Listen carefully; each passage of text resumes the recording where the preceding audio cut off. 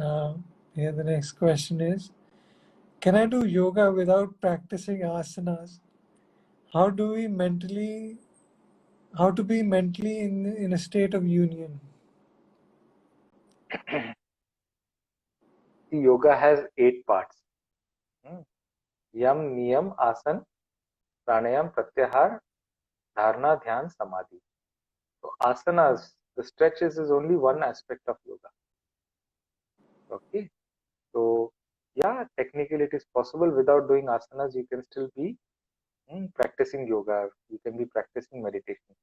But my advice to you is, if you're young and if you're energetic, it is always nice to do some asanas and then go for pranayama. It will help you balance the tamogun and rajogun. And when they are more balanced, then it is easier to go into meditation. Now, if you are elderly or if you're having some physical discomfort or disability, then you can skip asanas. But otherwise, it is always advisable that we do some asanas, some stretches.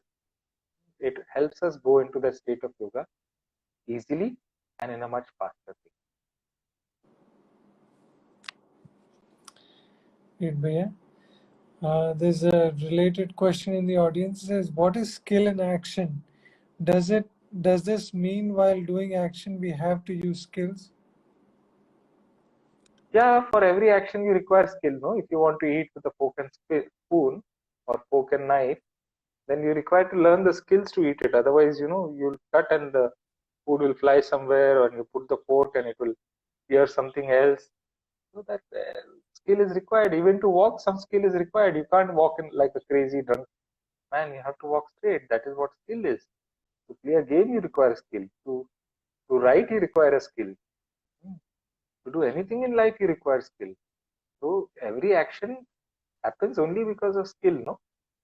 So some amount of skill is required in every action we do. And the more and more we fine tune it, we recognize that more and more we are happy and we get the desired outcomes. Okay? Yet life cannot happen exactly the way we want it to be. So there are going to be some failures. In spite of our best efforts, things will not turn out the way we want them to be. All that is part of life. But yet, we need to have some skill to do everything in life. Yeah. There's another question in the audience. It says, what can we do to bring peace to a departed soul? Which puja is good? Yeah, so in India, it is very this. No, we have those 9 days, 10 days, 11 days, depending on your family tradition, whatever. Mm. You have some rituals and customs and some pujas need to be done. You do that, that is enough. And then for the first year, you can maintain Shraddh. Some people maintain or do monthly Shraddh, and then people do yearly Shraddh. People do all that is more than enough, nothing more than that. And it is all part of our Indian life. We don't have to do anything more than that. Okay? If you're able to do that much, that is good enough.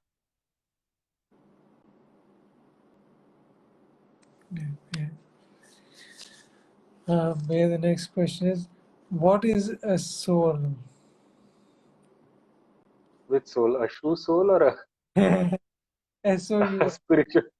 SOUL, not SOLE.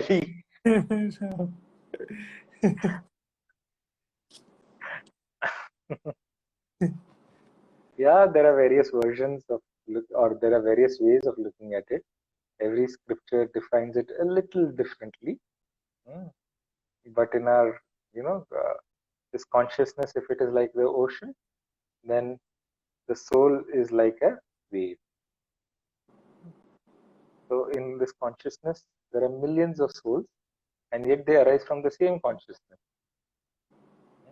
That is how it is. One way of looking, or the most common way of looking at it, is like that. At one level, there is a difference between many souls, and yet, since they arise from the same substratum, there is not much difference. Okay? But that is only one way. There can be many ways, and there can be no way also to describe what is a soul. soul can only be experienced. The effect, connecting to the soul, we can only experience the good things about it. When we are at peace, when we are joyful, when we are in love, we are connecting to the depth within us, which is called the soul.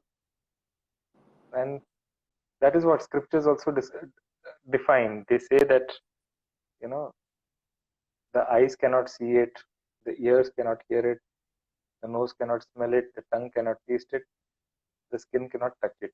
It cannot be known through the five senses. The intellect also cannot understand the soul. So it cannot be understood. So we can just experience it. And the person who's asking, that thing which is having this question in our mind, is the soul.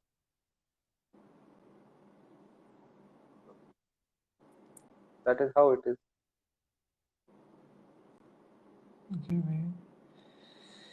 Okay, the next question is, Guruji has millions of followers. How does he keep track of all his followers' spiritual progress? Yeah, you can ask him his tricks and techniques. What are the what do you say, matrices he uses to track, and there are all the things, like how there is Facebook which is keeping a tab on what people are doing. Maybe he has his own system. We should ask this question to Gurudev only.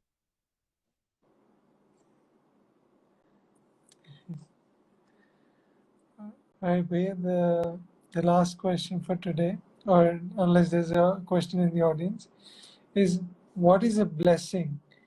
Is it like Reiki, or can everyone bless others?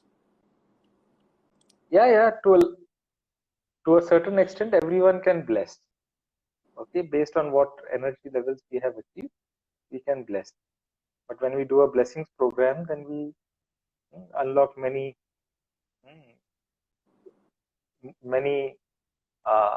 secrets to bless people. Okay, many whatever, paths to bless people. And when we go through that, then the blessing becomes really powerful. Okay. There's a question in the audience. It's like, were we with Guruji in previous life as well? Yeah. Yes and no.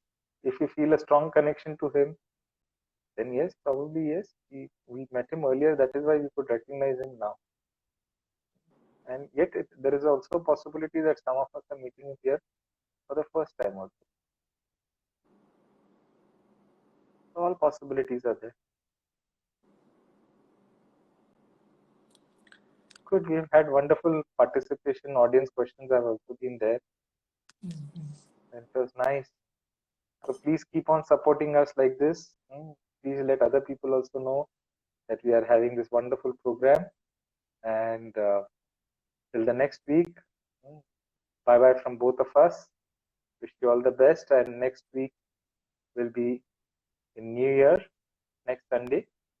So we will have a New Year special, or whatever you want to call it, keeping it simple. So till that time, all the best. Wish you a very happy New Year, and see you soon. Jai Gurudev. Jai Gurudev.